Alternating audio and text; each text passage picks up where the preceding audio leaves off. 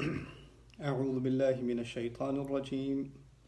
إن هو إلا رجل به جنة فتربصوا به حتى حين قال رب انصرني بما كذبون فأوحينا إليه أن اصنع الفلك بأعيننا ووحينا فإذا جاء أمرنا وفارت النور فاسلك فيها من كل زوجين اثنين وأهلك إلا من سبق عليه القول منهم ولا تخاطبني في الذين ظلموا إنهم مغرقون. رب اشرح لي صدري ويسر لي أمري واحلل عقدة من لساني يفقهوا قولي فالحمد لله والصلاة والسلام على رسول الله. Sorry, I tried to do that not in the mic. والصلاة والسلام على رسول الله وعلى آله وصحبه أجمعين. أما بعد. آج کی دعا انشاءاللہ تعالی اس کا تعلق سورۃ المؤمنون سے ہے. یہ دعا نوح علیہ السلام کی ہے اور نوح علیہ السلام کے آپ کو معلوم ہے فَلَبِثَ فِيهِمْ أَلْفَ سَنَةً إِلَّا 50 عامًا کہ وہ اپنی قوم میں 1000 سال رہے سوائے 50 کے. 1000 سال ان کی عمر تھی سوائے 50 یعنی 950 سال. لیکن اس آیت کی ایک اور تفسیر یہ بھی ہے کہ سنہ اور عام میں فرق ہے. الفاظ استعمال کیے ہیں. سنہ سال کے لیے استعمال ہوتا ہے, عام بھی عربی میں سال کے لیے استعمال ہوتا ہے, لیکن ان کے استعمال میں فرق ہے. سنہ ہوتا ہے مشکل سالوں کے لیے اور عام ہوتا ہے آسان سالوں کے لیے. یعنی کوئی کسی پر مشکل سال گزرا ہو تو اس کو سنہ کہا جاتا ہے. اور اسی لیے جب فرعون کی قوم پر مشکل سال آئے تھے اخذناہم بالسنین کا لفظ استعمال ہوا تھا. عام قسم کا جو سال گزرے اس میں مشکلات نہ ہو اس کو عام عربی میں کہتے ہیں, عامن. تو وہاں جب کہا اللہ تعالیٰ نے سورۃ العنکبوت میں فَلَبِثَ فِيهِمْ أَلْفَ سَنَةٍ إِلَّا 50 عامًا, کچھ نے اس کا معنی یہ بھی لیا ہے کہ 1000 سال ان کی عمر تھی, اس میں سے 950 سال مشکل میں گزرے اور صرف 50 سال آسانی کے گزرے. ہو سکتا ہے وہ 50 سال کشتی کے اترنے کے بعد, سیلاب کے بعد کے 50 سال, یا کچھ شروع کے سال اور کچھ آخر کے سال, یا اسی طرح کی کچھ بات ہے, ورنہ باقی ان کے تمام سال مشکل میں گزرے. اب اس دوران انہوں نے ہر صدی میں 2-3 نسلوں سے دعوت کی, یعنی ایک ہی قوم سے دعوت نہیں کی, قوم کے بعد قوم کے بعد قوم سے نوح علیہ السلام نے بات کی ہے, ان کو دعوت دی ہے, ان کے والدین کو کی تھی, ان کے داداؤں کو کی تھی, ان کے پرداداؤں کو کی تھی. یعنی وہ ایک فیملی کو نہیں جانتے, اس کی پوری نسلوں کو جانتے ہیں, اس طرح سمجھ لیں, ان کو اچھی طرح جانتے ہیں. اب اس پورے دور میں جس طریقے سے ان کی قوم نے ان کا انکار کیا ہے نا, اور جتنے موقع ان کی قوم کو دیے گئے تھے اور کسی قوم کو نہیں دیے گئے, اسی لیے اس قوم کے بارے میں خاص کہا گیا ہے انہم کانوا ہم اظلم و اطغى. کئی دفعہ قرآن میں مختلف اقوام کی ایک لسٹ ہوتی ہے کہ انہوں نے کفر کیا, انہوں نے کفر کیا, انہوں نے نبیوں کا انکار کیا, رسولوں کا انکار کیا. جب ان کی باری آتی ہے ان کے بارے میں اللہ تعالیٰ نے کہا یہ سب سے زیادہ ظلم کرنے والے اور سب سے زیادہ باغی تھے. انہم کانوا ہم اظلم و اطغى وقوم نوح من قبل انہم کانوا ہم اظلم و اطغى, یعنی ان سے برے لوگ کوئی نہیں تھے. اب ہوتا یہ تھا کہ انہوں نے نوح علیہ السلام نے بڑی محبت سے ان کو دعوت دی, یہاں تک کہ اپنے آخری سالوں تک بھی یا قومی انی لکم منہ نذیر مبین, میری قوم, یعنی کافر نہیں کہا انہیں, میری قوم کہا. میری قوم کے الفاظ محبت کے الفاظ ہیں. بار بار فقلت استغفروا ربکم انہ کان غفارا, اپنے رب کی معافی مانگ لو, استغفار کر لو, وہ تو ہمیشہ معافی مانگنے کو تیار ہے. یہ لوگ کرتے کیا تھے کہ اپنی جب کئی روایات میں ہمیں ملتا ہے کہ جب ان کی نئی نسل بڑی ہوتی تھی, بچے جب چھوٹی عمر کے بھی ہوتے تھے تو جا کے کہتے تھے یہ بوڑھا ہے نا, اس کی بات نہ سننا, اس سے دور رہنا, یہ پاگل ہے. یعنی شروع سے ہی بچوں کو تربیت دیتے تھے کہ ان کی بات کبھی نہیں سننی, ان کی توہین کرنی ہے.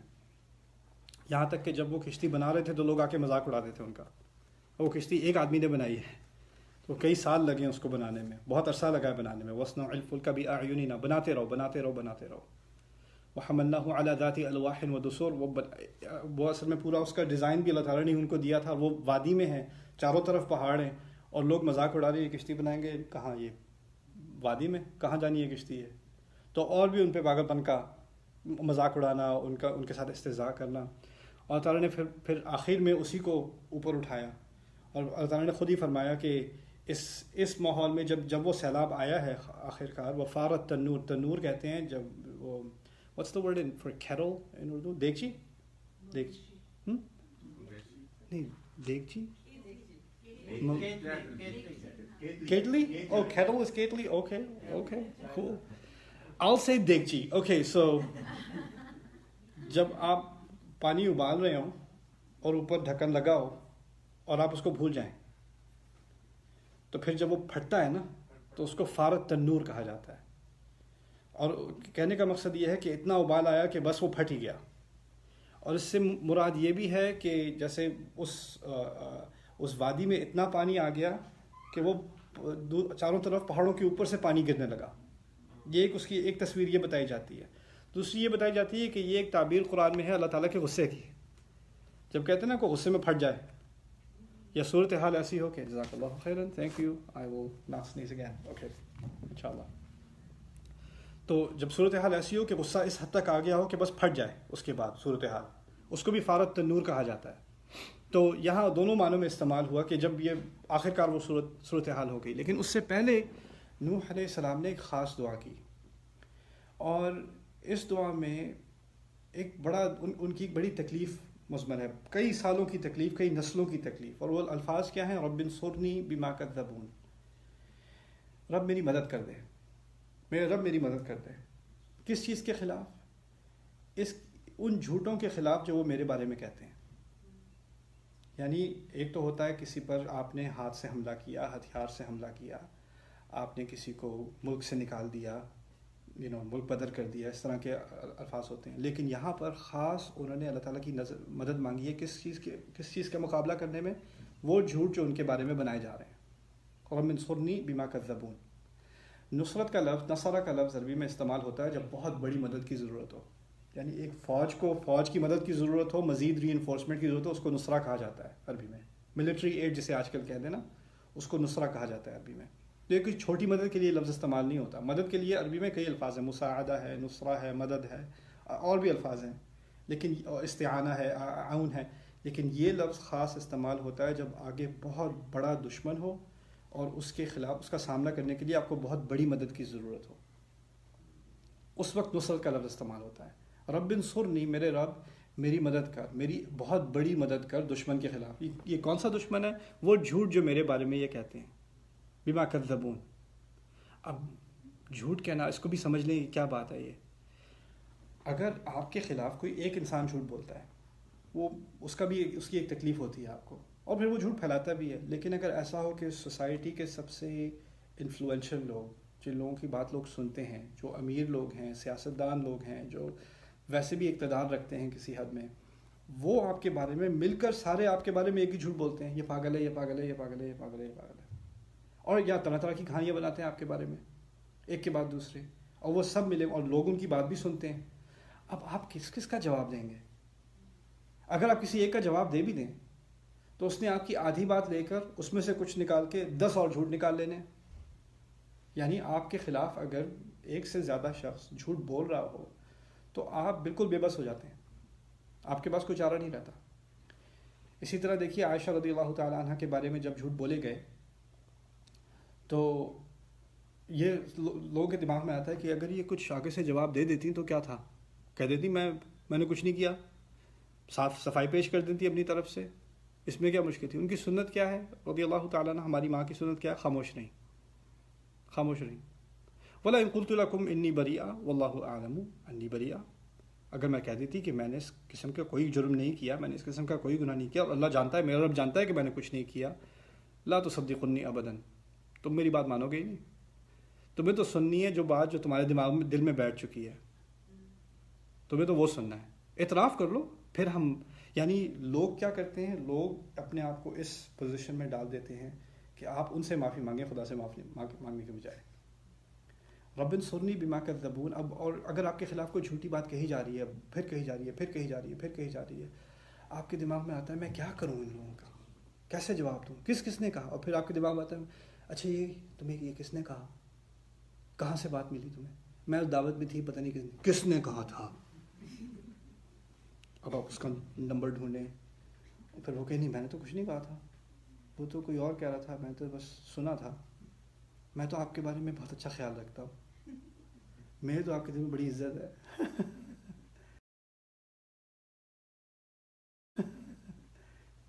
جو لوگ جھوٹ بولتے ہیں نا, وہ صرف آپ کے بارے میں جھوٹ نہیں بولتے, آپ سے بھی جھوٹ بولتے ہیں, وہ صرف آپ کے بارے میں ہی جھوٹ نہیں بولتے. تو آپ اس معاملے میں بالکل بے بس ہو جاتے ہیں، آپ کے بارے میں جھوٹ پھیلتے رہتے ہیں، اس حد تک پھیل جاتے ہیں کہ آپ کے کنٹرول سے باہر ہے بالکل بات. اس وقت اس دعا کی ضرورت ہوتی ہے انسان کو، جب آپ کے بارے میں ایسی باتیں کی جا رہی ہوں اور آپ کو کوئی چارہ نہ ہو، آپ کچھ نہیں کر سکتے اس بارے میں سوائے اللہ تعالیٰ کی مدد کے. رب انصرنی بما کذبون، جو جھوٹ یہ میرے بارے میں بنا رہے ہیں میرے رب، مجھے اس کے خلاف بس تیری مدد کی ضرورت ہے اور کچھ نہیں چاہیے مجھے. رب انصرنی بما کذبون. یہاں ہمیں ایک اور بات کا بھی اندازہ ہوا کہ رسول اللہ صلی اللہ علیہ وسلم کے دور میں نصرت کا لفظ استعمال آتا ہے جب ہماری مسلمان فوج قریش کا سامنا کرنے والی تھی، وہ ہم سے 3 گنا بڑے تھے. وَلَقَدْ نَصَّرَكُمُ اللَّهُ بِبَدْرٍ، اللہ نے تمہاری مدد کی. احد کے معاملے میں کہا وَمَن نَصْرُ إِلَّا مِنْ عِنْدِ اللَّهِ، نصرت آتی ہی اللہ تعالیٰ کی طرف سے ہے اور کہیں سے آ نہیں سکتی. یعنی فوج کے مقابلے میں، بڑے بڑے جہاد مارکے کے مقابلے میں اس لفظ کا استعمال ہوا. اور یہاں کس بات پہ استعمال ہوا؟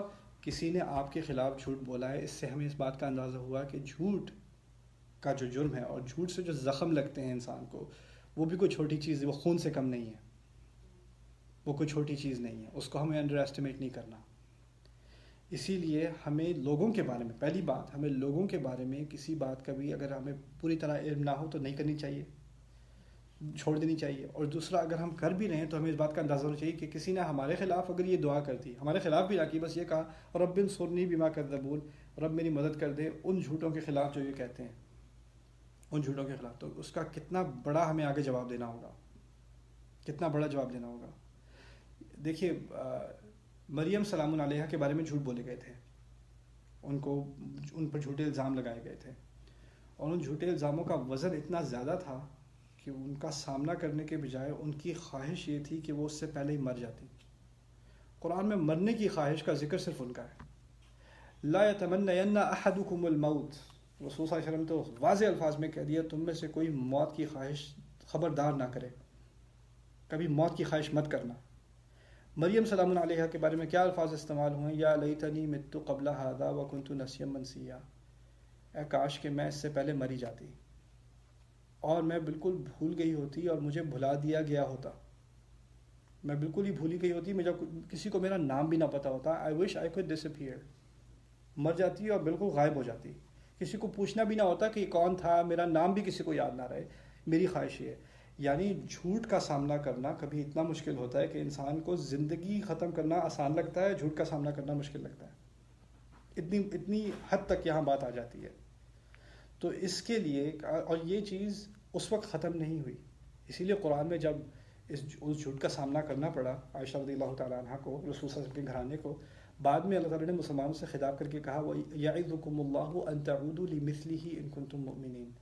اللہ تمہیں اچھی طرح واعظ دے رہا ہے، تمہیں اچھی طرح نصیحت کر رہا ہے کہ تم اس قسم کی حرکت، اس مثال کی حرکت آئندہ کبھی مت دہرانا اگر تم واقعی ایمان والے ہو.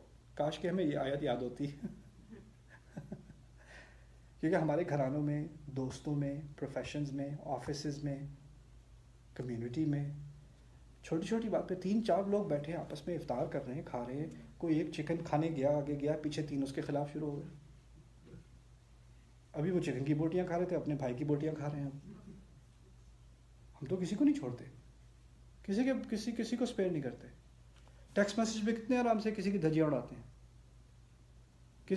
کتنے آرام سے کسی کے بارے میں بات کرتے ہیں نہ جانے بغیر. کیسے جھوٹ بات، میں نے سنا ہے یہ ہوا. میں ویسے کسی کے بارے میں بات کرتا نہیں ہوں، لیکن ویسے تو میں اپنے کام سے کام رکھنے والا بندہ ہوں، لیکن وہ جب کوئی بات اس طرح شروع کرے نا تو پتہ ہے آپ کو خطرناک بات ہونے والی ہے، پھر بھاگو وہاں سے. کوئی جو کہہ دے کہ میں تو کسی کے بارے میں کچھ کہتا نہیں، I just mind my own business. ہاں جی، اب تو یہ وہ اپنے آپ کو تسلی دینے کے لیے نا، سولت لکم انفسکم، اپنے آپ کو تسلی دینے کے لیے انسان خود سے جھوٹ بولتا ہے پہلے، نہیں میں تو ایسا کرتا ہی نہیں ہوں، پھر کرتا ہے، تاکہ اپنے نفس کو سلا دے، اپنے ضمیر کو سلا دے پہلے، پھر اس کے بعد کام کرے. اس سے ہمیں احتیاط کرنی ہے. اور اس میں جھوٹ کے بارے میں، ایک دوسرے کے بارے میں جھوٹ بولنا، کسی نے آپ کے خلاف جھوٹ بولا، ہو سکتا ہے آپ جوابی کارروائی میں اس کے خلاف جھوٹ بولنا شروع کر دیں. کوئی کہتا ہے میرے بارے میں یہ افواہ پھیلی ہوئی ہے، مجھے پتہ ہے یہ اس نے شروع کیا ہے. کس نے؟ اس نے. کیسے پتا؟ بس پتہ ہے مجھے. جس طرح اسے وحی آئی تھی آپ کے خلاف، آپ کو وحی آئی ہے اس کے خلاف. یعنی آپ ایک جھوٹ کے جواب میں دوسرا جھوٹ شروع نہیں کر سکتے. وہ بھی اتنا ہی جرم ہے. اور بتاؤں کبھی کبھی جذبات بہت ایکسائٹیڈ ہو جاتے ہیں, کبھی آپ کے خلاف کوئی جھوٹ بولا ہو تو آپ کا غصہ بہت ہو جاتا ہے, گھر والوں کا غصہ زیادہ ہو جاتا ہے. آپ کو عائشہ رضی اللہ تعالیٰ عنہ کے بارے میں بات بتاتا ہوں. جب ان کو خبر ہوئی کہ میرے بارے میں کیسی گھٹیا باتیں کی جا رہی ہیں, تو انہوں نے رسول صلی اللہ علیہ وسلم سے اجازت مانگی ان آتیہ ابویہ, کہ میں اپنے ماں باپ کے گھر چلی جاؤں. تو وہ گئیں. یا امتاہ ما یتحدث الناس, ماں اماں جی لوگ کیا باتیں کر رہے ہیں. ماں سے لپٹ گئیں, رونے لگیں, کہتی ہیں لوگ کیا بات کر رہے ہیں میرے بارے میں. اب آپ کو پتہ ہے کہ کیا بات ان کے بارے میں ہو رہی تھی. ان کی والدہ نے جو بات کی ہے, میں حیران رہ گیا. انہوں نے بات جو کی ہے, ماں بھی ماں ہوتی ہے, جذبات ہوتے ہیں. انہوں نے کہا یا بنتا لقلما كانت امرأة قط وضيئة عند رجلها ولها ضرائر إلا كثرنا عليها. یہ تو ہوتا ہی رہتا ہے کہ جب کوئی مرد ہو جس کو اپنی بیوی سے بڑی محبت ہو اور پھر اس کی اور بیویاں بھی ہوں تو وہ پھر حسد کرنے لگتی ہیں اور وہ اکٹھی ہو کے اس کے خلاف سازشی کرتی ہیں. یہ تو ہوتا ہے. اب عائشہ رضی اللہ تعالیٰ کی ماں نے ان سے یہ بات کی, گلے لگ کے. ان کی ماں کے دماغ میں کیا تھا کہ اگر میری بیٹی کے خلاف اس طرح ہوا ہے تو کس نے کیا ہوگا؟ باقی امہات المؤمنین نے. یعنی جھوٹ کے جواب میں دوسرا جھوٹ. ابھی وہ دماغ میں, انسان کے دماغ میں وہ سچ بن جاتا ہے. اس کے خیال میں مجھے پتہ ہے, بس مجھے پتہ ہے, مجھے کوئی بتانے کی ضرورت نہیں, مجھے سب پتہ ہے. اچھا, جو مجھے سب پتہ والے لوگ ہوتے ہیں نا, ان کو کچھ نہیں پتہ ہوتا, لیکن ان کا ایمان بڑا پکا ہوتا ہے اپنے جھوٹ پہ. تو انہوں نے اپنی روتی بیٹی کو یہ تسلی دی کہ یہ تو ہونا ہی تھا, یہ تمہاری جو دوسری ضرائر عربی میں کہتے ہیں دوسری بیویوں کو, انہوں نے کیا ہے تمہارے ساتھ. اب عائشہ رضی اللہ عنہ کے سامنے ایک بڑی مشکل صورتحال ہے. وہ کیا کریں, کیسے ماں کو جواب دے. پہلی بات انہوں نے بات مانی نہیں. دوسری بات انہوں نے موضوع بدل دیا. ماں سے بات کرتے ہوئے موضوع بدل دیا. کہتی ہیں اتحدث الناس بہذا, لوگ واقعی یہ کہہ رہے ہیں. یہ نہیں کہا وہ دوسری بیویاں واقعی یہ کہہ رہی, چینج کیا کیا, لوگ واقعی یہ کہہ رہے ہیں. لوگ کہنے سے کیا مقصد تھا کہ ماں بھول جائے کہ یہ بات ہوئی. ماں کو لیکچر دینے کی بھی ضرورت نہیں ہے, قرآن سنانے کی بھی ضرورت نہیں ہے, استغفر اللہ کہنے کی ضرورت نہیں ہے کہ وہ بھی ماں ہے, اس کا ایک درجہ ہے. ٹھیک ہے, ماں نے غلطی کر دی ہے, لیکن اب آپ تمیز کا راستہ یہ ہے کہ آپ بس سبجیکٹ ہی بدل دیں. یہ ان کی سنت ہے. اتحدث الناس بہذا, ہو سکتا ہے کہ آپ کے بارے میں کوئی بات کی جا رہی ہو اور آپ کے جو رشتہ دار ہیں, اقارب ہیں, ان کو آپ کے بہاف پہ ان کو غصہ ہے اور وہ آپ کے دفاع میں الٹی سیدھی باتیں وہ شروع کر دیں. ایسا بھی ہوتا ہے, وہ نئی آگے لگانی شروع کر دیں. آپ نے ہر ایک کوئی جھوٹ کو آگے نہیں پھیلنے دینا. آپ نے مدد کرنی, اللہ تعالیٰ کی مدد لینی ہے. رب انصرنی بما کذبون, اس کے خلاف جو جھوٹ وہ میرے بارے میں بولتے ہیں. یہ مدد صرف اللہ تعالیٰ ہی کی طرف سے آ سکتی ہے. اور دیکھیے اللہ تعالیٰ کو کتنا غصہ آتا ہے. میں آپ کو ایک بات بتاؤں, خاص کر مسلمان قوم میں, یہ تو کافر قوم تھی, انہوں نے نوح علیہ السلام کی توہین کی. ہم تو ماشاءاللہ سے مسلمان ہیں, ہم نے کبھی کسی اور مسلمان کی توہین کبھی کی ہی نہیں, کبھی کسی کے بارے میں کوئی برے الفاظ استعمال نہیں کیے, کبھی اس کے بارے میں برا خیال نہیں کیا, کسی مسلمان کی نیت پہ کبھی ہم نے شک نہیں کیا, کیونکہ اللہ تعالیٰ نے ہمیں ایمان سے نوازا ہے نا. الف بین قلوبکم, قرآن نے کہا کہ اس نے ہمارے دلوں کے درمیان بڑی زبردست شدید محبت ڈال دی. تو اس محبت کی وجہ سے کبھی مجھے تو کسی دوسرے مسلمان کے بارے میں الٹا خیال, الٹی بات کرنا, کوئی کامنٹ مارنا, کوئی طنز کرنا, کوئی مذاق اڑانا, کوئی افواہ پھیلانا, کوئی آدھی بات سن کر پوری بات اپنے دماغ سے نکال لینا, میں نے تو کبھی کیا ہی نہیں. کبھی آپ میں سے کسی نے کیا ہی نہیں. ہمیں تو پتہ نہیں, میں بات ہی پتہ نہیں کیوں کر رہا ہوں, یہ مجھے سمجھ نہیں آ رہی. یہ ہم کسی اور کی بات کر رہے ہیں, آپ کی بات تھوڑی کر رہے ہیں. لیکن خیر, پھر بھی اپنے آپ کو اب ایک بات یاد دلا دوں جو ہمارے نبی نے کی تھی علیہ الصلوۃ والسلام. اور اس میں اصل بات یہ ہے کہ اللہ تعالیٰ نے ہمیں مختلف قسم کا رزق دیا ہے. کھانا بھی رزق ہے, کپڑے بھی رزق ہیں, گھر بھی رزق ہے, سواری بھی رزق ہے, کمائی بھی رزق ہے, حلال کمائی بھی رزق ہے, اولاد بھی رزق ہے. یہ تمام رزق کی مثالیں ہیں. ٹھیک ہے, ہدایت بھی رزق ہے. ان تمام ارزاق میں سے ایک رزق ہے عزت. انسان کی عزت بھی ایک رزق ہے. اب یہ جو رزق ہے, یہ چڑیا کو ضرورت نہیں ہے اس کی, وہ کیڑے کو ضرورت نہیں ہے عزت کی. اس کو آپ گالیاں دیتے ہیں اس کی خیر ہے. چڑیا کو آپ کتے کو بھونکتے رہے, کتے کو کتا کہتے ہیں, وہ برا نہیں مانے گا. انسان میں عجیب ایک ضرورت ہے کہ اس کا کھانا بھی ہو, پینا بھی ہو, کپڑے بھی ہوں, گھر بھی ہو, گاڑی بھی ہو, عزت نہ ہو, اس سے رہا نہیں جاتا. عزت کے عزت کے ڈر سے انسان اپنی زندگی ختم کرنے کو تیار ہو جاتا ہے. فزیکلی اس میں کوئی برائی نہیں ہے, پورا جسم ہیلتھی ہے, اگر میڈیکل چیک اپ کرائے کوئی مسئلہ نہیں ہے, بس عزت نہیں ہے. مریم سلام علیہا جب موت کی خواہش کرتی ہیں تو کیا کھانے کو نہیں تھا؟ کیا کوئی جسمانی تکلیف تھی؟ نہیں, عزت کی بات ہے. جھوٹ اتنی تکلیف دہ چیز ہے کہ ایک نبی جس کو ہاتھ سے کبھی کوئی ایذا نہیں دیا گیا, ہاتھ سے کوئی تکلیف نہیں دی گئی, اور انبیاء اور رسول کے بارے میں تو کہا جاتا ہے کہ اتنی تکلیفیں دی گئی ان کے ماننے والوں کو, ان کو اتنی ایذا پہنچائی گئی کہ وہ رونے لگے, متی نصر اللہ, اللہ کی مدد کب آئے گی, اللہ کی مدد کب آئے گی. رسول صلی اللہ علیہ وسلم خود فرماتے ہیں تم سے پہلے جو ایمان لائے تھے ان کو آدھا زمین میں گاڑ دیا گیا تھا, ان کو کاٹ دیا گیا تھا, ان کو جلایا گیا تھا, اس طرح کے ٹارچر ہوئے لوگوں کے ساتھ. لیکن یہاں فزیکل ٹارچر کی بات نہیں ہو رہی, یہاں آپ کی عزت النفس, جو آپ کی اپنی عزت ہے نا, انسان اللہ تعالیٰ نے جو دی ہے وہ اللہ تعالیٰ کی دی ہوئی چیز ہے. پتہ ہے اس کی ہمیں قدر اتنی کیوں ہے, یعنی اپنی جان سے زیادہ اس کی قدر کیوں ہے؟ وہ اس لیے وَلَقَدْ كَرَّمْنَا بَنِي آدم, اللہ تعالیٰ نے ہر انسان کو عزت دی. اللہ تعالیٰ نے خود دی آدم کی اولاد کو, اللہ تعالیٰ کی طرف سے نازل کی ہوئی چیز ہے جو انسان کے اندر ہوتی ہے, ہمیں خود سے نہیں ملی, ہماری اپنی طرف سے نہیں آئی, اللہ تعالیٰ کی طرف سے آئی ہے. اور جب وہ کوئی ہم سے کھینچنے کی کوشش کرتا ہے, چھیننے کی کوشش کرتا ہے, تو اس کی تکلیف اور تکلیفوں سے کہیں زیادہ ہے. کبھی ہوتا ہے کہ کسی کے ساتھ اس طرح کیا گیا ہو, کسی کی توہین کی گئی ہو, کسی کے بارے میں جھوٹ بولے گئے ہو, آپ نے دیکھا ہوگا کھانا نہیں کھا رہا, پی نہیں رہا, یہی جسمانی ضروریات بھول گیا, جو زندگی کی ضروریات ہیں وہ بھول گئے, کیونکہ یہ نہیں ہے. اس کے بارے میں ایک بڑی عظیم حدیث ہے جو میں آپ سے شیئر کرنا چاہتا ہوں. ایک دفعہ رسول صلی اللہ علیہ وسلم کعبے کا طواف کر رہے تھے, اور طواف کرتے دوران ان کو کعبے سے اتنی محبت تھی وہ کعبے سے بولنا شروع ہو گئے. جب آپ کسی چیز سے محبت ہو تو آپ اس سے بولتے بھی ہیں نا, تو کعبے سے وہ بولنا, ہم کلام ہو گئے کعبے سے.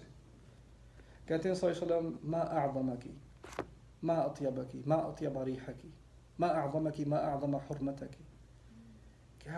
کیا عظیم ہے آپ, کیا عظیم ہے آپ کی حرمت, آپ کا مقام, کیا خوب ہے آپ, کیا خوب ہے آپ کی ہوا. پھر کہتے ہیں واللہ والذی نفسی بیدہ, میں اس کی قسم کھاتا ہوں جس کے ہاتھ میں میری زندگی ہے, یعنی خدا کی قسم کھاتا ہوں. لحرمت المؤمن اعظم عند اللہ حرمتا منکی, ایک مسلمان کی عزت, اس کی حرمت خدا کے ہاں آپ کی حرمت سے زیادہ ہے. میں اپنے رب کی قسم کھاتا ہوں جس کے ہاتھ میں میری زندگی ہے, ایک دوسرے مسلمان کی عزت آپ کی عزت سے زیادہ ہے خدا کے ہاں, وہ اس کی حرمت اور آگے ہے. مالہ و دمہ و ان نظن بہ الا خیرا, اس کا مال, اس کی مال کی حرمت, اس کے خون کی حرمت, اور کہ اس کے بارے میں صرف اچھا خیال کیا جائے, یہ اللہ کو کعبے سے زیادہ عزیز ہے. اب آپ ایک سیکنڈ کے لیے سوچئے, اگر آپ کبھی خیال میں بھی آ سکتا ہے کوئی مسلمان کعبے کی بے حرمتی کرے گا؟ دماغ میں بات ہی نہیں آتی کہ ہو بھی سکتا ہوگا کہ کوئی مسلمان کعبے کی بے حرمتی کرنے کو تیار ہو. لیکن کبھی دماغ میں خیال آتا ہے کہ کوئی مسلمان کسی اور مسلمان کی بے حرمتی کرے, اس کی عزت کی دھجیاں اڑائے. اور کیا چیز اللہ تعالیٰ کے ہاں کیا زیادہ عزیز ہے؟ مسلمان کی عزت. سبحان اللہ. اور رب انصرنی بما کذبون, میں رب میری مدد, اور وہ جب مدد آتی ہے نا, دیکھیے قرآن میں جگہ جگہ گناہوں کی سزائیں ہیں ان کا ذکر ہے. میں حدود کی بات نہیں کر رہا, خدا کی طرف سے آنے والی سزا. خدا کی طرف سے آنے والی سزا ایسی ہوتی ہے کہ کسی قوم نے کفر کیا, نبی کا انکار کیا, آخری حد تک انکار کیا, یہاں تک کہ انہ لن یؤمن الا من قد آمن, اب تو کوئی ایمان والا ہے, لانے والا ہے ہی نہیں, اللہ خود جانتا ہے کہ اب کوئی نہیں لائے گا. پھر اس کے بعد وہ قوم تباہ ہوتی ہے, عذاب آتا ہے دنیا میں, عذاب دنیا میں آتا ہے, پھر آخرت میں اور عذاب, یعنی دگنا عذاب دنیا میں بھی اور آخرت میں بھی. یہ عذاب جو دنیا میں بھی آئے اور آخرت میں بھی آئے, اس کا تعلق عام طور پر کفر سے ہوتا ہے, نبیوں کے انکار سے ہوتا ہے, اسی طرح ہوتا ہے نا. اور جو باقی گناہ ہیں, ہو سکتا ہے انسان پوری زندگی یہاں نہ چکتے, آخرت میں چکتے گا. ہوتا ہے کوئی گناہ اگر کوئی انسان پوری زندگی گناہ کی زندگی گزارے تو وہ شاید اس کو اس دنیا میں اس کا کوئی جواب نہ دینا پڑے اور آخرت میں جا کے دے. خاص کر کوئی کسی کے بارے میں بری بات کرے, اس کے بارے میں اللہ عز و جل فرماتے ہیں سورۃ النور میں کہ دنیا اور آخرت دونوں میں عذاب دوں گا. اس پر لعنت ہوگی دنیا میں بھی اور آخرت میں بھی. عذاب ہوگا دنیا میں بھی اور آخرت میں بھی. دنیا اور آخرت دونوں میں. واللہ یعلم وانتم لا تعلمون. اللہ جانتا ہے تم نہیں جانتے. جس طرح کا عذاب ہوگا وہ خدا کو پتہ ہے. میرے محدود مطالعے میں مجھے کوئی اور ایسا گناہ ملا نہیں جس کے بارے میں اللہ تعالیٰ نے فرمایا ہو میں دنیا میں بھی عذاب دوں گا اور آخرت میں بھی عذاب دوں گا سوائے اس کے. اور اس جھوٹ کی ایک اور جھلک سمجھ لیں. ایک تو ہے جھوٹ، صاف جھوٹ کسی کے بارے میں. دوسرا جھوٹ اس کو کہا جاتا ہے عفق. ان الذین جاؤوا بالعفق عصبۃ منکم. عفق سے بڑی احتیاط کرنے کی ضرورت ہے. عفق ہوتے ہیں دو طرح کے. دو طرح کے لوگوں سے ہوتے ہیں. میں کہنا کیا مقصد ہے، ایک ہوتے ہیں جن کی نیت خراب ہوتی ہے، اس نے آپ کے بارے میں کوئی گندی بات کرنی ہی کرنی ہے، اس کو آپ کی تکلیف سے اس کو تسکین ہوتی ہے. کچھ لوگ ایسے ہوتے ہیں، یعنی انسانی روپ میں شیطان، جس کو سوائے آپ کو تکلیف دینے کے اور کوئی مقصد ہے نہیں. وہ ایک خاص گروہ ہے، وہ بہت زیادہ لوگ نہیں ہوتے. وہ عصبۃ منکم ایک بہت چھوٹا گروہ ہوتا ہے. ایک دو لوگ ہوتے ہیں جو آپ کی زندگی میں بہت بہت تکلیف کے باعث ہوتے ہیں، اور ان کا مقصد ہی یہی ہوتا ہے آپ کو تکلیف دینا. رب انصرنی بما کذبون. ٹھیک ہے. لیکن پھر جو اصل جھوٹ ہوتا ہے نا، وہ ان لوگوں کی وجہ سے نہیں تکلیف دیتا. وہ تو اس نے تو کہنی ہے باتیں، اس کی طرف سے تو آپ کو توقع ہی ہے کہنے کی. لیکن جب وہ کامیاب ہو جاتا ہے نا، تو اس کے ارد گرد ایسے لوگ ہوتے ہیں جو I don't know what's the word for careless in Urdu. لاپرواہ لوگ. باقی ہاں، جو لاپرواہ ہوتے ہیں نا، وہ اس جھوٹ کو پھیلا دیتے ہیں.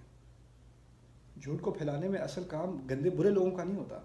جھوٹ کو پھیلانے میں اصل تکلیف ہوتی ہے لاپرواہ لوگوں کی. اور لاپرواہ ہم بھی ہو سکتے ہیں، آپ بھی ہو سکتے ہیں، وہ ہم سب ہو سکتے ہیں. اصل مشکل لاپرواہ لوگوں کی ہے. اسی لیے جب جھوٹ کے بارے میں آیات آئیں، کسی کے بارے میں جھوٹ بولنا، کسی کے بارے میں عفق پھیلانا، عفق میں کچھ تھوڑی سی بحث کروں گا آپ سے. جب اس کے بارے میں آیات آئیں تو ایک آدھ آیت ان کے بارے میں ہے جو جان بوجھ کر آپ کے خلاف جھوٹ گھڑتے ہیں. باقی تمام آیات کا تعلق لاپرواہ لوگوں سے ہے. 10 آیتیں ہیں، 9 آیتیں لاپرواہوں کے بارے میں. ایک آیت صرف ان کے بارے میں جو جان بوجھ کر بولتے ہیں. اصل جس نے چنگاری لگائی ہے اس پر تو ایک آیت ہے. اب جو آگ پھیلی ہے وہ جو جلنے کو تیار ہے ان سے پھیلی ہے نا. وہ ان کی وجہ سے ان پر زیادہ زور ہے، کیونکہ انسان اپنے بارے میں سوچتا ہے میں نے تھوڑی شروع کیا تھا، میں نے تھوڑی یہ بات، میں تو صرف سنی تھی. سوال تو پیدا ہوتا ہے، اتنی سی بات تھی نا. اسی کو آگے کرنا، اسی بات کو آگے کرنا، اسی کا یہی اصل مرض ہے. یہی اصل مرض ہے. اس کے بارے میں بات کی جا رہی ہے. لولا اذ سمعتموہ، ایسا کیوں نہیں تھا کہ جیسے ہی تم نے ایسی کو بات سنی، ظن المؤمنون والمؤمنات بانفسهم خیرا، فوراً کیوں نہیں سوچا کہ ہمیں اچھا ہی خیال کرنا چاہیے مومن کے بارے میں، مومنون کے بارے میں، مومنات کے بارے میں، مومن مرد اور عورتوں کے بارے میں ہمیں صرف اچھا خیال کرنا ہے. عفق کو سمجھ لیجئے.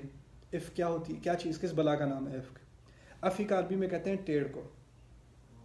ٹیڑھ کو کوئی چیز سیدھی ہو نا تو وہ مستقیم ہے، اور آفق ہے تو اس طرح ہے.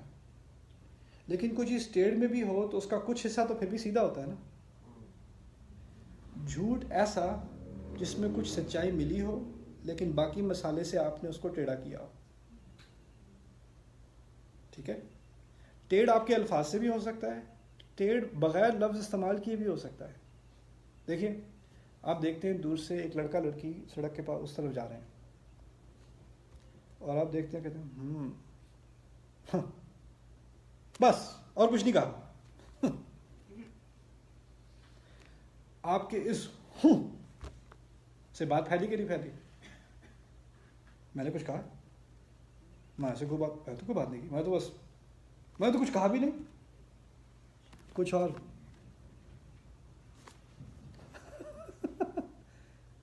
یہ بھی عفق ہے. یعنی آپ کسی حقیقت کو دیکھ رہے ہیں لیکن آپ چاہتے ہیں کہ اس حقیقت کو ایک ٹیڑھی نظر سے دیکھا جائے، اس میں ٹیڑھ لایا جائے. وہ بھی عفق ہے. کبھی کبھار ہوتا ہے. عائشہ کے ساتھ کیا ہوا تھا رضی اللہ عنہ؟ اصل میں ایک روایت میں تو عبداللہ بن ابی نے جھوٹ بھی نہیں بولا تھا.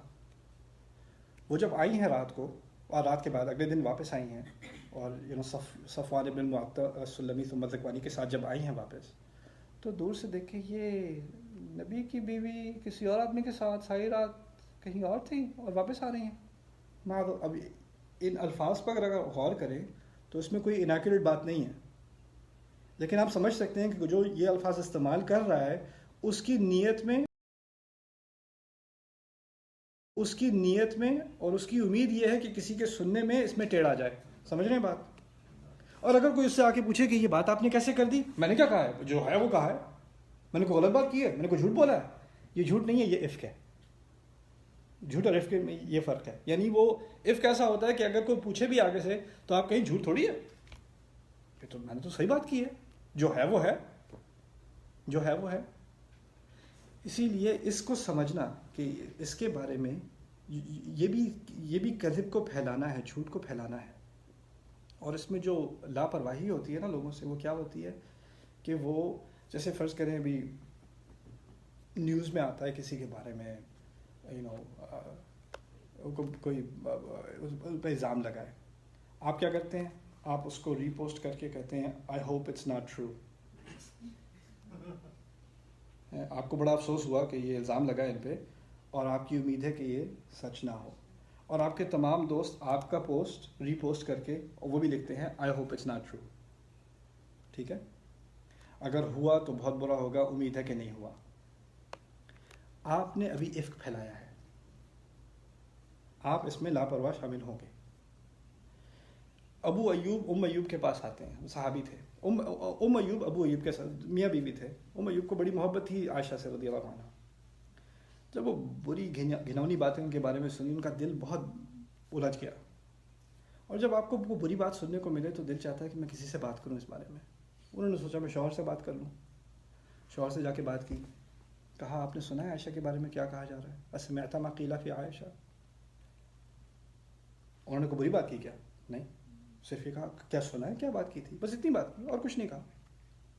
آگے سے ابو ایوب بڑے غصے میں، نعم میں نے سنا ہے، وذالک الکذب، اور وہ جھوٹ ہے. افکنتی یا ام ایوب، کیا تم بھی ایسی حرکت کرتی ام ایوب؟ جو الزام لگایا کیا ہے، کیا تم کرو گی؟ انہوں نے کیا بری بات کی تھی؟ انہوں نے تو بس کہا تھا بڑے افسوس کی بات ہے جو سننے کو ملا ہے، ایسی بات کی تھی نا، ہمدردی میں بات کی تھی. لیکن یہ بھی گناہ ہے، یہ جرم ہے. اور یہ جرم خراب نیت والے لوگوں کے ساتھ سے نہیں ہوتا، یہ کس سے ہوتا ہے؟ لاپرواہوں سے. لاپرواہوں سے وہ بات کو آگے ہمدردی میں پھیلاتے ہیں. ہمدردی میں شیطان کا مقصد ہے کہ ان ایسی باتوں کو آگے پھیلانا. قرآن نے کیا بات کی اس بارے میں، ان جھوٹوں کے بارے میں؟ پہلی بات، یہ بہت مشکل ہے سمجھنا، لیکن ہمیں سمجھنے کی خاص ضرورت ہے، کیونکہ میں یہ دعا جو اب نوح علیہ السلام کی آپ کو سکھا رہا ہوں کہ میرے رب جو جھوٹ وہ میرے بارے میں بناتے ہیں اس کے خلاف میری مدد کر. میں یہ دعا کیسے کروں گا اگر میں اسی جرم کا ارتکاب خود بھی کرتا ہوں؟ کس منہ سے یہ دعا کروں میں؟ اگر مجھ میں سے لاپرواہی نہیں گئی تو میں کس منہ سے یہ دعا کروں؟ لوگوں کے بارے میں ہمارا بھی کبھی کبھار گمان کی وجہ سے اتنے کانفیڈنس سے آپ کہتے ہیں یہ ایسا ہے، ویسا ہے، ویسا ہے. اب کہاں سے آپ کے پاس یہ اتنا اعتماد آیا؟ کہاں سے آپ نے دل میں کسی کا حال جھانکا؟ نہیں میں اس کو پہلے سے جانتا ہوں. اچھا پہلے سے آپ جانتے ہیں، اچھا واقعی، کیونکہ جب آپ پہلے سے جانتے ہیں تو بعد میں تو اللہ دل کسی کا بدل نہیں سکتا آپ کے نزدیک. وہ تو جو آپ جانتے ہیں وہ اس وقت سے کانکریٹ میں اسی طرح ہے، وہ تو نہیں بدلے گا. اور دل کے حال آپ سے زیادہ کون جانے. یہ ذہنیت، یہ خراب ذہنیت، اس کو پاک کرنا ہوگا پہلے، تاکہ ہم کسی اس دعا کے لائق تو بنیں. رب انصرنی بما کذبوا، اس سے پہلے کہ ہم روئیں کہ ہمارے بارے میں کیا کہا جا رہا ہے، پہلے ہم کیا کر رہے ہیں، پہلے آئینے میں تو دیکھیں. تو یہاں ایک جو میں بات آپ کے سامنے رکھنا چاہتا تھا اس سلسلے میں، وہ یہ کہ ان آیات میں جن میں کہا کہ تم نے یہ کیسے لاپرواہی کیسے کی تم نے، اس میں ایک عجیب بات کہی گئی. کہا وَقُلْتُمْ هَذَا إِفْكٌ مُبِينٌ. جب تم نے یہ پہلی بار سنا تو تم نے یہ کیوں نہیں، تم نے مسلمانوں کے بارے میں بہتر گمان کیوں نہیں کیا؟ اور پھر کہا لولا اذ سمعتموہ ظن المؤمنون والمؤمنات بانفسہم خیرا، تمہیں اپنے بارے میں بہتر رائے کیوں نہیں ہوئی؟ اس کے معنوں میں سے ہے تمہیں اپنے بارے میں بہتر رائے کیوں نہیں. ارے بات الٹی میں نے اپنے بارے میں تھوڑی سنی تھی، میں نے الٹی بات کسی اور کے بارے میں سنی تھی. قرآن کہہ رہا ہے، میرا رب کہہ رہا ہے تمہیں اپنے بارے میں بہتر رائے کیوں نہیں رکھی. کہنے کا کیا مقصد ہے؟ اگر تمہارے دماغ میں ایسے خیال کسی کے بارے میں آرام سے آ جاتے ہیں تو اس کا مطلب یہ نہیں ہے کہ تمہیں اس کی عزت نہیں ہے. خدا کے نزدیک اس کا مطلب یہ ہے کہ تمہیں اپنی عزت نہیں ہے. تمہیں اپنی عزت نہیں ہے. دوسری بات یہاں پر، اور اگر تمہیں اپنی عزت نہیں ہے تو خدا کو تمہاری عزت کیوں ہوگی؟ اگلی بات اس سے آگے پھر کہتے ہیں المؤمنون والمؤمنات بانفسہم، مومن مرد مومن عورتیں، یعنی جن کے دل میں ایمان ہو. کہنے کا مقصد یہ ہے اگر واقعی ایمان ہوتا تو ایسے خیال، الفاظ کا نہیں، ایسے خیال کا گمان نہیں تھا. الفاظ اور خیال میں فرق ہے نا. دماغ میں برا خیال آتا ہے، زبان پہ نہیں پہنچتا، چلو اس کی تو پکڑ نہیں ہے. یہاں اس کی بھی پکڑ ہے، خیال کی پکڑ ہے. خیال کو کیوں نہیں روکا؟ اور پھر آگے سے کہا ھذا افک مبین. اب یہاں یہ بہت مشکل ہے سمجھنا، اس کو ذرا دھیان چاہیے ہوگا آپ کا.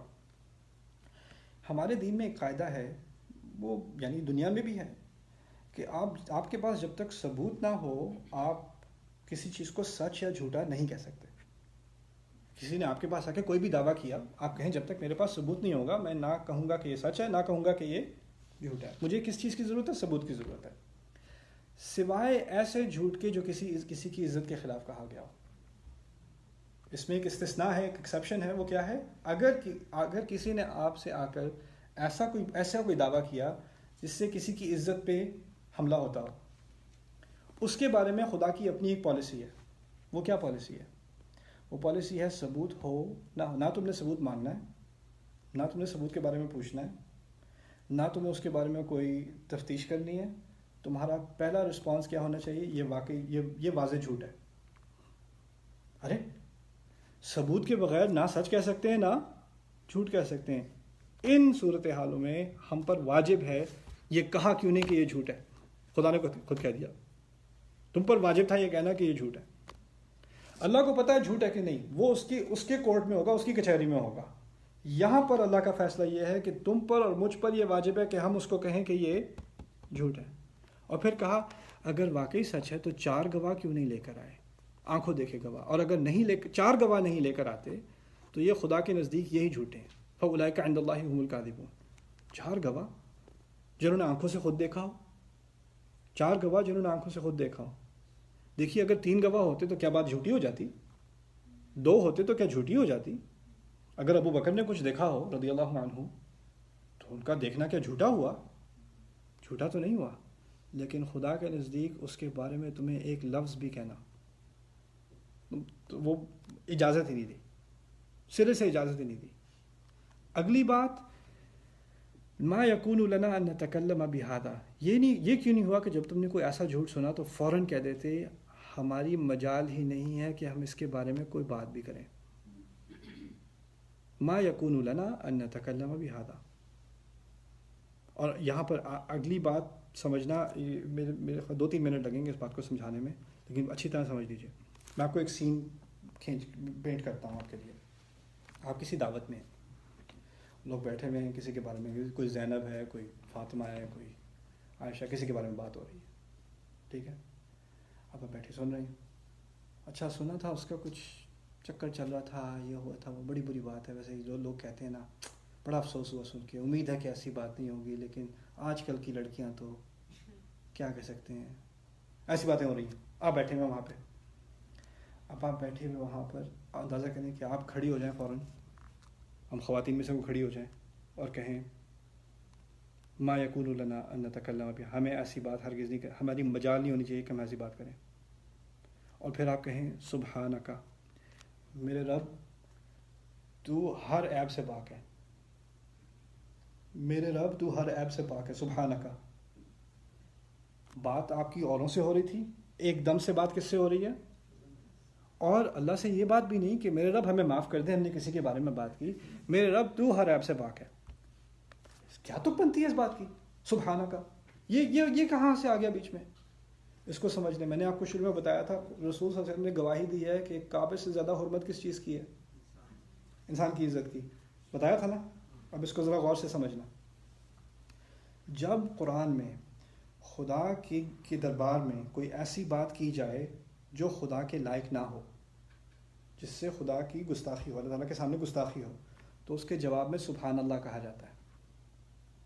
جب اللہ تعالیٰ کے سامنے کوئی گستاخی ہو ایسی جس سے خدا کو خود غصہ ہو، تو اس میں اس کے جواب میں سبحان اللہ کے الفاظ آتے ہیں. جب کوئی شرک کرتا ہے اللہ تعالیٰ سے، گستاخی ہے اللہ کے ساتھ، سبحانہ و تعالی عما یقولون علوا کبیرا، سبحان اللہ عما یشرکون، اللہ کی ذات پاک ہے اس شرک سے. فرشتوں نے کہا کہ آپ زمین پر آدم کو اتاریں گے، خون بہائے گا، آدم کو اتاریں گے، خون بہائے گا، یہی کہا تھا نا، فساد پھیلائے گا. انہوں نے کہا میں جانتا ہوں جو تم نہیں جانتے، انی اعلم ما لا تعلمون. آگے سے گھبرا گئے، شاید ہم نے گستاخی تو نہیں کر دی. سبحانک لا علم لنا الا ما علمتنا. سبحانک کے لفظ استعمال ہوتے ہیں جب احساس ہو کہ میں نے کوئی ایسی بات کی ہے جو خدا کی شان میں گستاخی ہو. اگر کوئی کعبے کی بے حرمتی کرتا اور اس کو احساس ہوتا کہ میں نے کعبے کی عزت ٹھیک سے نہیں کی، تو کس کے خلاف یہ جرم کیا ہے؟ رب کے خلاف. فوراً میرے رب تو ہر عیب سے پاک ہے، مجھے معاف کر دے، سبحانک. یہاں کعبے سے بھی زیادہ حرمت والی شے کی گستاخی کی دھجیاں اڑائی جا رہی ہیں، کسی مسلمان کی دھجیاں اڑائی جا رہی ہیں، فوراً خدا سے معافی مانگی. یہ جرم زینب کے خلاف نہیں ہے، عائشہ کے خلاف نہیں ہے، یہ کسی وداد کے خلاف نہیں ہے، یہ جرم اللہ کے خلاف ہے. سبحان، اسی وقت خدا سے بات کرنا، باقی سب بھول گیا. اب دعوت پہ کون بیٹھا ہے، کون ہے وہاں پہ، اللہ تعالیٰ سے بات سبحانک ھذا بہتان عظیم، یہ بہت بڑا الزام ہے، میں نہیں اس میں شریک ہو سکتا، میں نہیں شریک ہو سکتی. اب دعوت میں آپ ایسا سین کرنے کے بعد آپ کی تو دعوت ختم ہوئی، ٹھیک ہے، اب تو آپ انوائٹڈ نہیں ہیں، اب آپ جائیے.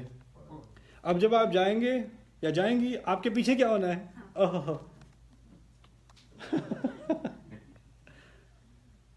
لیکن اس وقت آپ کو اس بات کا فیصلہ کرنا ہوگا کہ اس صورتحال میں مجھے اللہ کا زیادہ ڈر ہے یا اس سوسائٹی کا زیادہ ڈر ہے.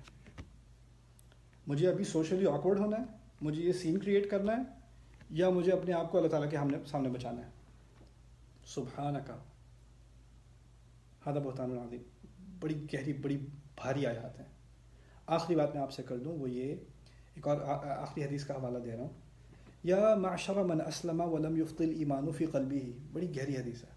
اور رسول صلی اللہ علیہ وسلم نے صحابہ کی ایک بڑی جماعت کے سامنے یہ بات کی، کہا ایسا معاشر کہتے ہیں کوئی بڑا ہجوم لگا، ایسے لوگوں کا ہجوم جو اسلام تو مانتے ہیں لیکن ایمان ابھی دلوں میں نہیں گھسا. ابھی ایسی بات کرنے سے ہی پہلے اندازہ ہوا کہ کیا بات ہونے والی ہے. بات ہی تنقید سے شروع ہوئی ہے. ایسے لوگ جو اسلام کا دعویٰ تو کرتے ہیں لیکن ایمان دل میں نہیں گھسا ابھی تک. لم یفض الایمان فی قلبہ. لا تؤذوا المسلمین، مسلمانوں کو تکلیف نہ دیا کرو. پہلے الفاظ، مسلمانوں کو تکلیف نہ دیا کرو. یہاں تک کی بات ہو جاتی نا تو بہت تھی، کیونکہ اگر پہلی بات سے دوسری بات کو جوڑیں تو کہنے کا مقصد کیا ہے؟ کسی کے دل میں ایمان ہو تو کیا نہیں کرے گا؟ کسی اور مسلمان کو تکلیف نہیں دے گا. یہاں پر کسی نے مجھ سے پوچھا تھا ایک دفعہ، یہاں یہ کیوں کہا مسلمانوں کو تکلیف نہ دیا کرو، اس کا مطلب ہے غیر مسلمانوں کو دیتے رہے؟ خیر ہے، اس کا بھی میں جواب دے دوں آگے جانے سے پہلے. دیکھیں، میرے بچے اگر آپس میں لڑ رہے ہیں، بھائی دو بیٹے آپس میں لڑ رہے ہیں، میں دونوں کو بٹھاؤں ساتھ. بھائی نہیں لڑتے آپس میں، بھائی ایک دوسرے سے اس طرح نہیں کرتے. اگر میں ایسا کہوں تو اس کے دماغ میں اگر یہ بات ہے ہاں بھائی نہیں کرتے، میں ہمسائے کے لڑکے سے جا کے میں اس کو ٹھڈا مارتا ہوں جا کے. ابھی ایک موقع محل ہوتا ہے جس میں ابھی گھر کی بات ہو رہی ہے، باہر کی بات کا مطلب یہ نہیں باہر کی بات کی نفی ہو رہی ہے.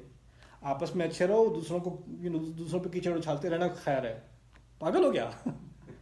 جب گھر کی بات ہو، میں اس سے کہوں بھائی بھائی سے محبت کرتے ہیں، اچھا ٹھیک ہے، does that mean we can hate everyone else? No, that's not what that means. تو یہ کہنا کہ یہاں مسلمانوں کی بات ہو رہی ہے تو غیر مسلمانوں کی تو چھٹی نہ، یہ شیطانیت ہے. خیر، اس بات کا جواب ہو گیا. لا تؤذوا المسلمین، مسلمانوں کو تکلیف نہ دیا کرو. اب تکلیف کو بھی سمجھ لیجئے. تکلیف کا مطلب کیا ہے؟ میں نے کسی کو ڈنڈا تھوڑی مارا ہے، میں نے پتھر تھوڑی پھینکا، اس کو تکلیف تھوڑی ہوئی ہے. تکلیف بھی جسمانی ہوتی ہے اور روحانی ہوتی ہے. دل کو تکلیف دینا، یہی تو تکلیف ہے جو موسیٰ کو دی جاتی تھی. لا تکونوا کالذین آذوا موسیٰ، ان کی طرح مت بننا جنہوں نے موسیٰ کو تکلیف دی. جنہوں نے موسیٰ کو تکلیف دی، ان کو کیا تکلیف دی؟ ان کو بنو اسرائیل نے کیا فزیکلی مارا تھا؟ نہیں، وہ تو اپنے الفاظ سے ان کو تکلیف دیتے تھے نا.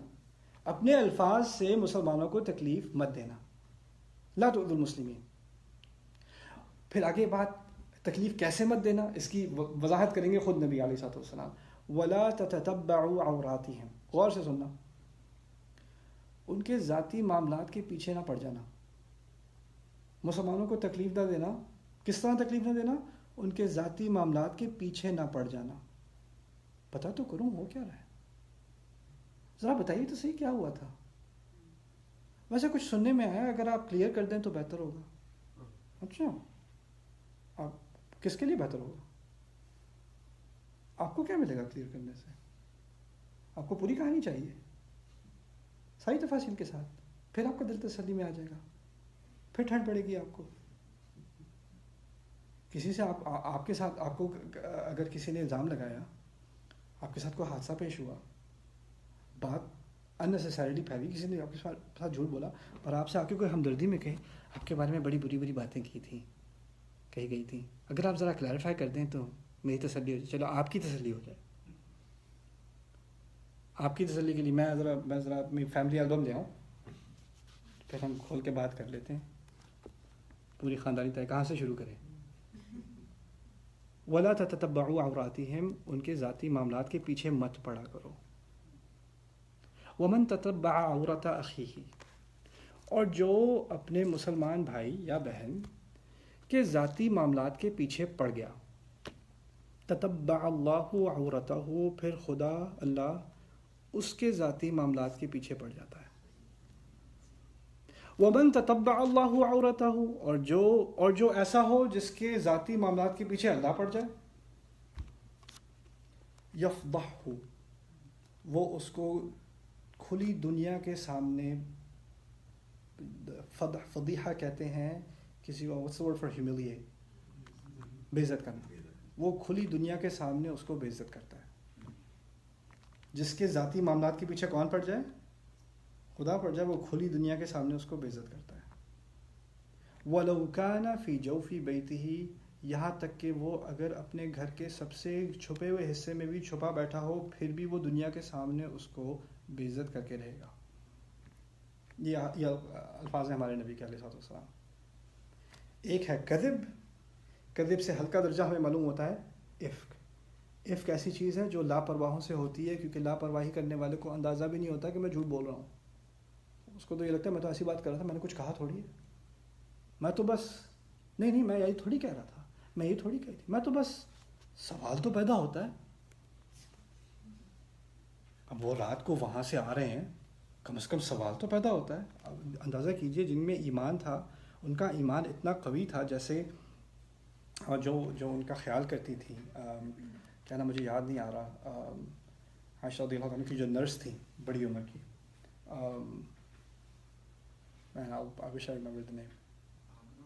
نہیں نہ آمنہ، جب وہ بیمار ہوئی تھی مدینے میں جا کر، تو come back to me. مستح کی ماں، ام مستح، یہ نام تو یا اسی لیے لا دیا، ام مستح کی ماں، وہ ان کی نرس تھیں. She was old lady. وہ جب عائشہ کی صحت بہتر ہوئی تو وہ اتنی صحت کی کہ اٹھ کے وہ باتھ روم جا سکتی تھیں، یعنی اتنی بہتر ہو گئیں. تو وہ ان کو لے کر گئیں. ان کا یہ تھا قبل المناصب، وہ رات کو پہاڑیوں میں جا کر کرتے تھے اپنے آپ کو ریلیف. ان کا طریقہ یہ تھا پرانے زمانے کا نا. تو عورتوں کو صرف رات کو جانا تھا. وَلَا نَخْرُجُ إِلَّا لَيْلًا إِلَى اللَّيْلِ، ہم راتوں رات ہی جاتے تھے صرف. تو وہ رات کو لے جا رہی تھی، بوڑھی تھی ان کے ساتھ نرس، وہ گر گئیں. فَعَثَرَتْ أُمُّ مِسْطَحَ، وہ گر گئیں. اب وہ گرتے ساتھ ہی جب وہ بوڑھی اماں گرے تو کیا، اللہ چوٹ لگ گئی، استغفر اللہ، الفاظ نکلیں گے منہ سے. کیا الفاظ نکلے ان کے منہ سے؟ ان کے منہ سے نکلے تعیس مستح، مستح مرے، لعنت ہو اس پہ. نام ان کا ہے مستح کی ماں. ابھی لعنت کس پہ ہو؟ اپنے بیٹے پہ. عائشہ بھی شوق میں، یہ کیا بات کی آپ نے؟ سما قلتی، کیا بات، کیا گندی بات کی آپ نے، کیا بری بات کی آپ نے. اتسبین رجلا شہید بدرن، آپ ایسے انسان کی، ایسے آدمی کے بارے میں بری بات کر رہی ہیں جو بدر کے موقع پر تھا، اس کا اتنا بڑا مقام. یعنی انہیں نہیں کہا اپنے بیٹے کو گالی دے رہی ہیں، کہا ایسے آدمی کو جو بدر کے موقع پر تھا. یہ عائشہ رضی اللہ تعالیٰ کی جینیس تھی، ان کو ہر انسان کے بارے میں اچھی باتیں یاد تھیں. تو انہوں نے کہا ایسے آدمی کے بارے میں آپ بات کر رہی ہیں جو بدر میں تھا. تو وہ کہتی ہیں ای ہنتا اما سمعتی ما قال الم تسمعی ما قال، اے بچی تجھے نہیں پتا کیا باتیں کرتا رہا وہ. اصل میں بات یہ تھی کہ مستح نے جب یہ افواہ سنی تو اس نے ماں سے بھی کہہ دیا کہ انہوں نے ماں سے بھی کہہ دیا کہ کم از کم سوال تو پیدا ہوتا ہے. ایسا تو نہیں ہے کہ کچھ سوال بھی نہیں پوچھ سکتے. اتنی بات پہ ماں نے کہا اس پہ لعنت ہو بیٹے پہ. ایمان تھا ان کا وہ بات کرنی چھوڑ دی تھی اسے.